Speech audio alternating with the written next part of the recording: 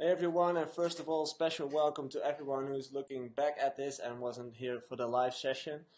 Good to have you all here, and welcome to one of my Facebook Q&A sessions. I'm doing this more often. I try to do this every week, and the meaning of this thing is that, well, you can actually ask me anything regarding the music industry, and I'm just here to answer all your questions. So, if you have a question regarding the music industry and you just always would have wanted to know how things would have worked or how you should do things as an artist, don't hesitate, just ask me your questions here in the comment box and I'll be here to answer them as soon as possible. So for me today, it has been a crazy and busy day actually. I moved my office today. I started at 7 p.m. and started moving boxes and stuff and went to the new location and redecorated the stuff. And so now I'm here in the new location in my hometown Tilburg. I'm really happy with the location. As you can see, the sun is shining on my face, so things couldn't have been better at this moment. So first of all, welcome to everyone who's checking in right now. I'm not sure how to pronounce your name because I think it's Russian, but hey, welcome, good to have you here. For everyone who's just checking in, what's up, Roseanne, Sar, good to have you here. For everyone who's just checking in, this is my live Q&A session. I'm doing this more often. I try to do this every week on Facebook, and most of the time it's Monday or Tuesday, but this time it's Wednesday. You can ask me anything regarding the music industry in this session, and I will try to answer them all. I'm doing this live from my new location, from my new office today. So yeah, if you have any questions, don't hesitate to ask me anything. It's just drop down your question in the comment box and I'll be here to answer them. So let's go to one of the first questions from Roseanne. Your thoughts on the Ultra versus Don Diablo issue.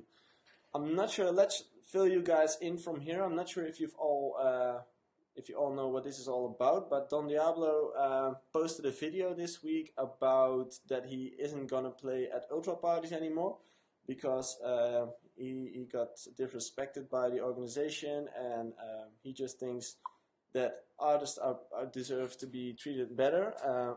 Nobody knows for sure what happened there because he just didn't give it all away, as in what happened. But yeah, I think he could be having a right point. You know, I've been an artist as well, and I've been traveling and playing a lot of festivals and parties. And you know, sometimes organizations aren't being the best, doing the best for their artist, and especially when you're a touring artist and have connecting flights and schedules, and you know, things go wrong when you're on tour and you're just unable to do something about it because it's up to the air company or whatsoever, and you're just powerless. So it's really crazy to say it's Don Diablo's fault in here. So yeah, I'm not sure what happened. I think it's a bad thing, and I think Don Diablo made the right statement by doing this, and I think a lot more will follow from here. But we'll see, you know, I'm not really sure. To everyone who's just checking in, welcome. I see Fatty checking in. I see Martin checking in. What's up? Good to have you all here in my live Q&A session on Facebook. I'm doing this more more often nowadays. I try to do this every week on a Monday or Tuesday. Today is Wednesday, and I'm gonna do it today because it fit better in my schedule. So during this Q&A, you can ask me anything you would like regarding the music industry, and you can just drop down your question in the comment section, and I'll try to answer them as soon as possible. So let's go to the next one for now. I see you're from Uzbekistan, not from Russia. Sorry for that. Let's go to the next one. Martin, why did you quit DJing and producing? Well, that's because I got into a burnout about 2 to 3 years ago.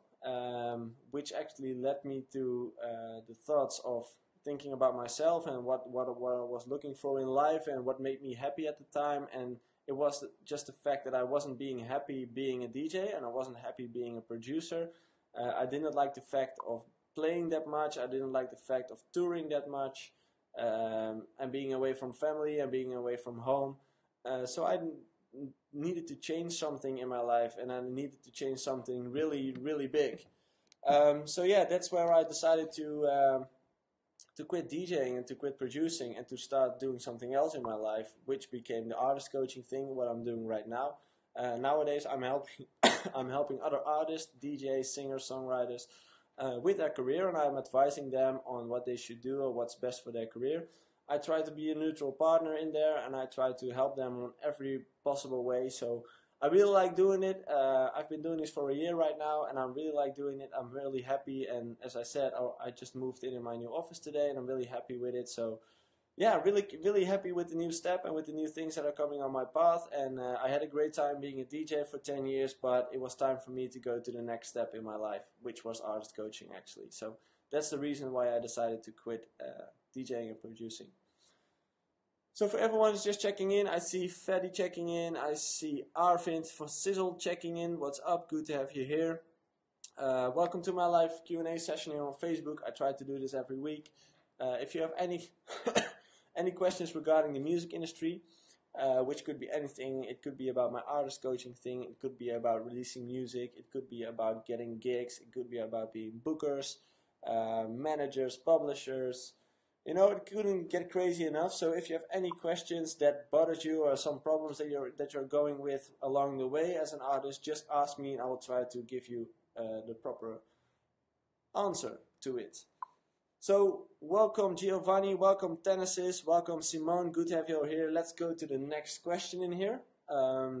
Giovanni say hello to Ecuador. What's up Ecuador? Nice to have you here on the live Facebook session. Simone, what's the best way to sell beats? Not sure what you mean here, but I think you mean like selling it to different people who will start releasing it. So they will release your music and they will just pay you a one-time fee for the track. I think the best way to do this is to build a network and to make sure that you know a lot of people inside the music industry and who have labels or who have a publishing company or someone who is managing artists who don't make music themselves. So you need to you need to start working on your network in the music industry so people know how to find you. And when they are looking for a track, they know they can approach you and they know that what kind of music you can make or what kind of music you produce or what you sell. So I think the best thing here to go is work on your network, go to events, go to Amsterdam Dance Event, go to Dance Fair, go to Music Fair, and just meet up with people, you know, like even go to parties and just shake hands with people, say hello, tell them who you are, tell them what you do, maybe print some business cards and give it to them after having a nice conversation. You just never know how things are going to end up. Like if you give a business card, you just never know how it's going to end up. It could end up in the trash, but it could also end up being a client in the next 3 months. So the golden key here is connect with other guys from the music industry, and great things will happen eventually. So everyone is just checking in, welcome at the live Q&A session. Good to have you all here. If you have any problems in the music industry, such as you have problems with your management, or you're looking for a booker and you don't know how to find them, or you want to have more gigs and you don't know how to get this, or you want to know what's the best way to compress your music or how to market your music, it doesn't even matter. As long as it's something to do with music, just ask your question here in the comment box and I'll be here to answer them as soon as possible. What's up, Sebastian? Good to have you here. I see all your signs coming in. What's up, Jonas? Hello from Belgium. Well, that's been a while. Christmas 2014 or 15. Nice change you've made. When it's better for you? Yeah, thanks. The change has been better for me. It's been a big change. My complete life has changed actually, but things are doing well for me right now, and it's been a time, but it's actually going way much better than what's it been 3 years ago. So thanks for that, and I hope to see you soon. Maybe I'll see you soon in Belgium somewhere. What's up, Wishe? Nice to have you all here. To everyone who's just checking in, welcome in my Facebook live session. I try to do this every week on a Monday or Tuesday, sometimes a Wednesday, such as today. And in these sessions, you can ask me anything regarding the music industry, and I'll try to answer them all. So it really doesn't have any borders. You can just ask me anything. So if you're looking for a management and you don't know what to look for, or you don't know what management companies are looking for in artists, really depends. If you have any questions, don't hesitate and just drop them down in the comment section. I'll try to answer them as soon as possible. I see Max Lean is checking in. What's up? If you guys haven't checked his latest release, his release just came out last Friday on Ultra Records. You should check it out. It's a great track. It's on Spotify, as I think. Yeah, you should really check it. Fatty, let's go to the next question. I have an idea for an episode of Artist Coaching Podcast. The idea is misconception in music sense, DJ scene, producing, and everything. Not really sure what you mean here, so could you please tell me on a different way, because I'm not sure what you mean here. Aporv Ketkar is asking me how to save your ears. That's actually a really good question. I'm not sure if you guys use earplugs. I've always used them during my career. But not like the cheap things that you just put in your ear, like the foam things. You need to have custom earplugs with built-in filters that make sure that all the frequency stays in the same level, but just the complete overall level gets taken down. I just really liked it. It doesn't cost that much. I think at my time they were 180 euros, but I heard nowadays you can get them for like 90 euros. And it's custom made, so it perfectly fits your ear. The only thing is your ears and your nose are the only thing that keep on growing for your complete life. So you need to change the plugs every, I think, 3 to 5 years. It really depends. When you start noticing that it's keep on leaking music, that's the moment where you want to change them with new ones. So it's like a small investment. It's like 90 euros, 90 euros for maybe 4 years. So it's not the biggest investment, but it's the way to go to protect your ears. Even when you're not playing and when you're just going to a festival, like when you're at a festival or when you're going out somewhere, music is really loud. And when you're working with your ears, it's really important to protect them. So I think it's a really small investment for a really big price. So yeah, I should buy them immediately. In Holland, you can get them at, what's the store's name? It's called Beter Horen, the store here in Holland. I think it costs like 90 euros right now. So if you want to protect your ears, which I could really, which I would do if I were you. If I was working in the music industry, I would definitely protect my ears. You should get it over there. Let's go to the next question from Sebastian. Do DJs get late more often? Well, I'm not really sure. You should do research on that, man. I'm not sure. Ike, what's up, Joey? What's up, Ike? Good to have you all here. Joe Prasoon, what's the future, music-wise, in EDM industry? Good question. I think there's a big change going on in the industry because the sound is changing. I think the big EDM sound, like the big room sound, isn't as big as it has been in the last few years. I think tech house is getting bigger and bigger every day. Like if you have a look at Beatport, the sales are going up on there, and if you have a look at the top charts on Beatport, it's just like completely deep house, tech house. Of course, the main stages will still be EDM, and the main stages will also have like warm-up acts with tech house and techno. But if you ask me, like I think the EDM industry will go more into the radio culture, as in more pop songs and more vocal songs and more melodic songs, but way more commercial, because we're dealing with platforms as Spotify nowadays, and we're dealing with platforms as the radio or SoundCloud or whatsoever, and it's really important that it's so easy to reach so many people nowadays. So I think a lot more people will try it, and they will make music that is more commercial. So let's say the sound of Chainsmokers, the more pop kind of song, but still cool, I think that's the change that has been going on and will take for a few more years from now. Let's go to the next one from Prasad Sarkar. I produce music from the past 3 years, but I also want to do audio engineering. So worth it or not? I think with audio engineering you mean the mixing and mastering part. To me, I've always seen it as two completely different things. You have the creative production side, and you have the mixing and mastering part of the music thing. I always thought the mixing and mastering part was also interesting, and that's the reason why I was spending time on learning it, because it's really hard.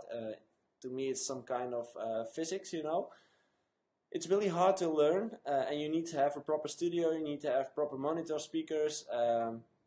It's really hard to learn, but I always thought it was fun. But I always recommend to other people that I coach as well, if you don't think it's interesting, or if you just don't really like to know how things work, like how compression works, how limiting works, how your mix can get better, how your master can get better, I just recommend to invest in a mastering company, because normally it's just a small price. I work with a company that I pay like 40 euros per track. And I think it's the smallest investment you can do, you know, like for 40 euros, you have a perfect sounding track. But if you want to learn it, it's just like, it's going to take you at least a few years before you completely know what you're doing. And then you need to like get better and get better and get better. So I think it will take you up, like at least 3 to 5 years before you can master this yourself. So if you don't feel like doing it, just take the money to invest a little bit into a mastering company. And if you feel like learning how this works, just put some time in it and check out some tutorials online, read some books, do some courses, do some trainings, and find out how things work, you know, because it's really interesting. I always liked it, but in the end, I also ended up using a master company, because after 4 years, 5 years of producing, I still didn't get the level that I wanted to have. So I decided to invest in a master company for just 40 euros a track, but it's only the last year of my career. So to everyone who's just checking in right now, welcome to my live session here on Facebook. It's good to have you all here. I see people checking in from all over the world, so that's really nice. It means so much to me. I'm doing this every week. You can ask me everything regarding the music industry. So if you're an artist that's having problems, looking for a booker, looking for a manager, looking for gigs, like production questions, doesn't really matter. As long as it's a question regarding the music industry, I'm here to answer them. So if you have a question, just drop it down here in the comment section, and I will try to answer them as soon as possible. So thanks again for being here, and thanks for taking the time to spend some time with me. If you feel like sharing this live stream, it would mean the world to me. So if you're here and you like what you've heard and you like what you see, just click on the share button underneath, and it would mean the world to me. So let's get back to the live session, the Q&A session, the reason why we all are all here. Let's go to the next question from Roseanne. Here it is. How to make money as a record label these days? Good question. I think it's getting harder and harder nowadays to make a living out of a record label, because it's really hard to sell music. It's really hard to get clicks on Spotify as well. Although the thing on Spotify, getting streams is actually not that hard. Like selling is a bit harder in my opinion. It's easier to connect to Spotify playlist owners who have like a big playlist. Like let's say they have 50,000 followers on a playlist. It's just easy to look them up on LinkedIn or Instagram or Facebook, and just look up who they are and send them a message, and just like, hey, I'm an artist. I really like what you're doing with the playlist. I dig your style. And then after like a week, just tell them like, hey, my new track is coming out. I think it fits perfectly in your playlist. How would you feel if you add this one to your playlist this week? And if your track gets added to this playlist, you get like an instant reach of 50,000 people. So if you have like multiple playlists, your reach just is really big, you know. So I think as a label nowadays, it's really important to focus on the streaming part. Instead, well, if you're a tech house or underground label, you can still focus on Beatport as well, or TrackSource. Because it's just different, you know. Not a lot of people are streaming underground music nowadays. It's mostly commercial music, so radio music or or dance music. So as a label, it's really hard. Sorry, something went wrong. As a label, it's really hard to do something, but it's not undoable, you know. As an artist, I would personally choose to release my music on the bigger labels. And as a starting artist, I would choose to release my music for free through platforms such as Hyped and Toned and stuff, because it's way easier to create a big audience over there. So in my opinion, if you're a starting artist, you shouldn't focus on labels right now. You should just focus on getting music out there and make sure that people start to know your name. And when you even get bigger, or when you have your first 1 million streams on Spotify, that's the moment for you where you need to go to the first label and just tell them like, hey, I've been releasing music for a few years now, and I have my first record that has 1 million streams on Spotify. Maybe I can release a song right here. Because a label can add some value nowadays, but they do it on different things. Like they need to do it on a PR and marketplace. They really need to have a big network, and that's where they come in. But from the beginning, I would strongly advise you to just go on giving it away for free and make sure you build on your growing your audience. So how to make money as a record label nowadays? Focus, if you're doing underground music, focus on the platforms such as Tech House and focus on the DJ support. So make sure all the DJs are supporting your track. And if you're releasing the more commercial stuff, I would definitely work on focus on Spotify, radio, and just all the streaming platforms, because that's the thing where the money is right now. That's the thing where the focus is from all the people. And that's actually not that hard to connect with playlist owners or whatsoever. So that would be the way to go to make money nowadays as a label. To everyone who's just checking in, welcome here on my on my live Q&A session here on my Facebook page. If you have any questions regarding the music industry, don't hesitate to answer them and just drop your question here in the comment section, and I'll be here to answer them as soon as possible. Doesn't matter what question it is, as long as it's about the music industry, I'm here to answer them. So let's go to the next one. Bass House, what's up, Joey? Seeing you doing this, helping, love seeing you doing this, helping others. Thanks, Bass House. Nice for you to check this live stream out, and good to have you here.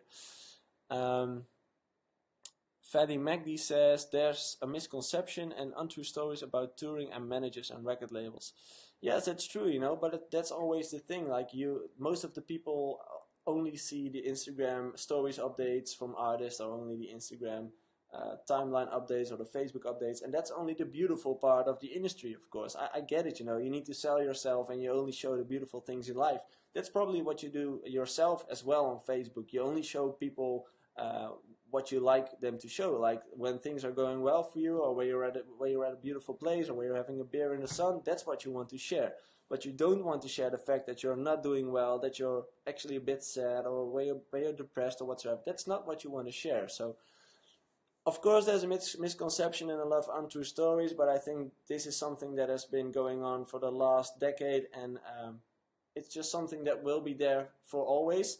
I'm just here to tell you there's another side of the medal, and I'm not saying that it's a terrible job. It's a lovely job. You just need to be careful of the choices that you make, and you need to think about yourself and the things that you're looking for in life. So definitely not discouraging you to not being a DJ.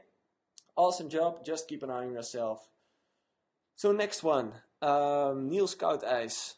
Hey Joey, thanks for the Q&A again. Currently I'm living in a student house, so I can't use my 8-inch monitors without complaints from my housemates.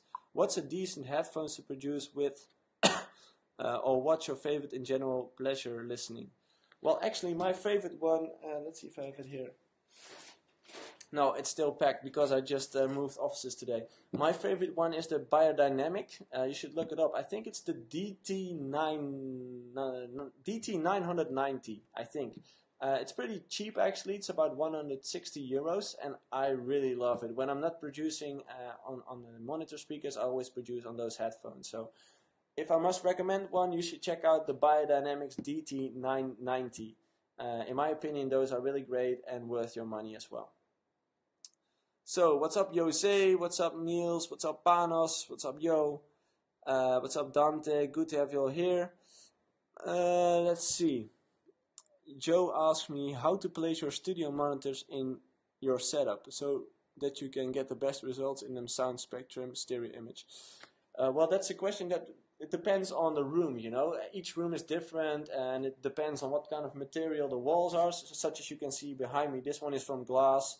The one on this side is from concrete, so all materials absorb different frequencies. So it really depends on the room. Like, is it a square room? Is it a triangle room? It really depends on the room. You should just look up on the internet. There's actually a few blogs that write about this. But this is also a big problem, because it's also physics with the sound waves and stuff. You need to make sure that your room is good, and you need to have the right panels and the right corners and the right sizes, and from there you have to gonna look from the placing from your monitors. Like normally it's like a V section, like from your seating where you sit on your desk.